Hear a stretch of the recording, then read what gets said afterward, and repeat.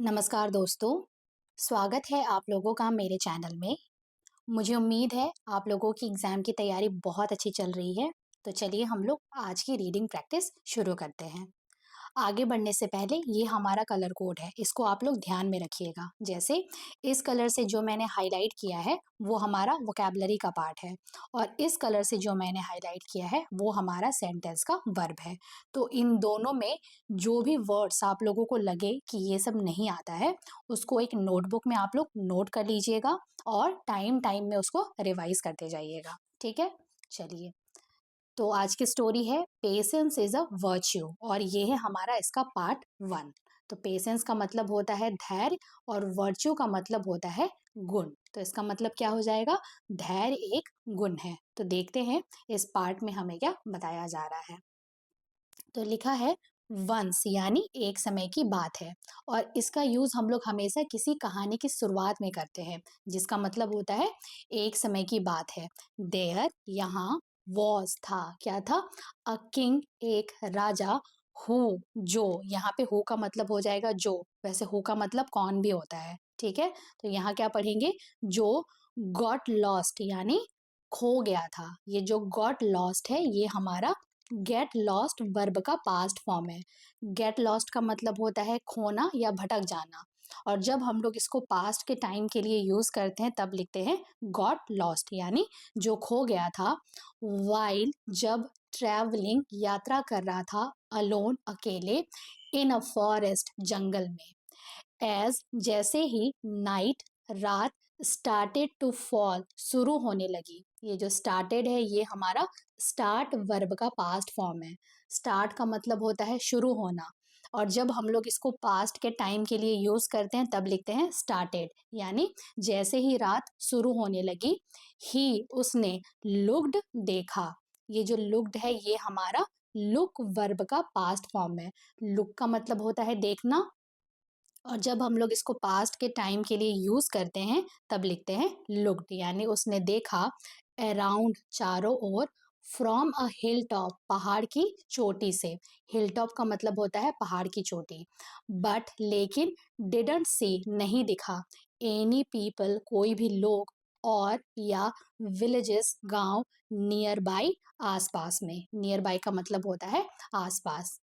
After some time कुछ समय के बाद, ही उसने, उसने यानी राजा ने, नोटिस्ड यानी गौर किया। ये जो नोटिस्ड है ये हमारा नोटिस वर्ब का पास्ट फॉर्म है। नोटिस का मतलब होता है गौर करना या किसी जगह पे ध्यान देना और जब हम लोग इसको पास्ट के टाइम के लिए यूज करते हैं तब लिखते हैं नोटिस्ड यानी उसने गौर किया। क्या? अ लाइट शाइनिंग एक चमकती हुई रोशनी, फ्रॉम अ लॉन्ग डिस्टेंस दूर से, ही उसने स्टार्टेड यानी शुरू किया। अगेन ये जो स्टार्टेड है ये है हमारा स्टार्ट वर्ब का पास्ट फॉर्म। स्टार्ट का मतलब होता है शुरू करना और जब हम लोग इसको पास्ट के टाइम के लिए यूज करते हैं तब लिखते हैं स्टार्टेड यानी उसने शुरू किया। टू वॉक चलना, टुवर्ड्स इट उसकी ओर, इट यानी उस चमकती हुई रोशनी की ओर, एंड और इवेंचुअली यानी आखिरकार रीच्ड पहुंच गया। ये जो रीच्ड है ये हमारा रीच वर्ब का पास्ट फॉर्म है।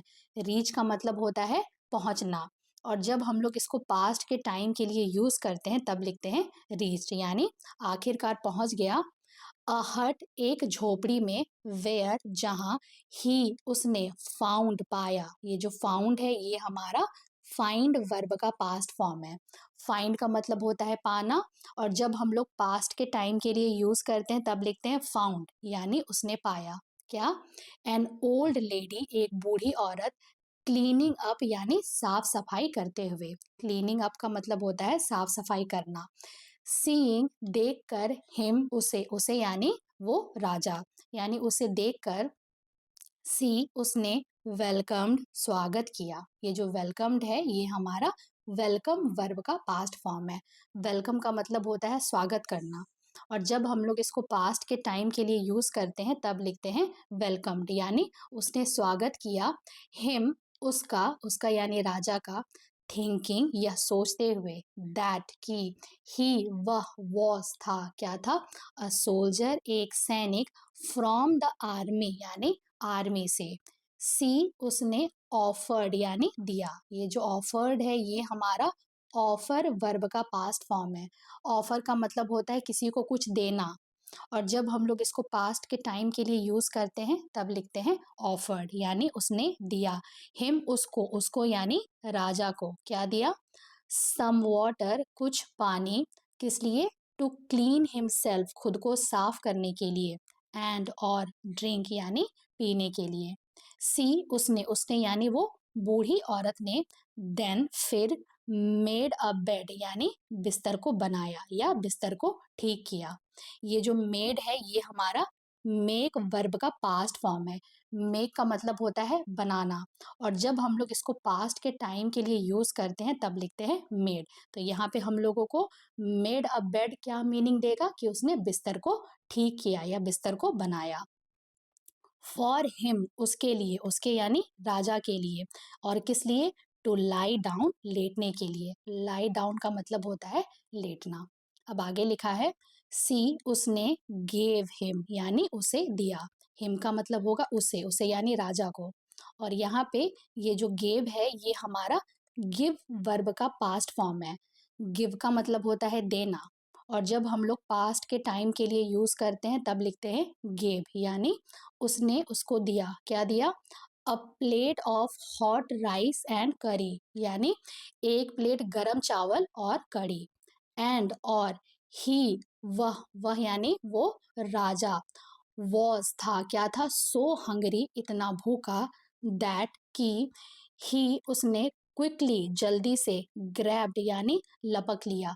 ये जो ग्रैब्ड है ये हमारा ग्रैब वर्ब का पास्ट फॉर्म है। ग्रैब का मतलब होता है लपकना, और जब हम लोग इसको पास्ट के टाइम के लिए यूज करते हैं तब लिखते हैं ग्रैब्ड यानी वह जल्दी से लपका किसमें?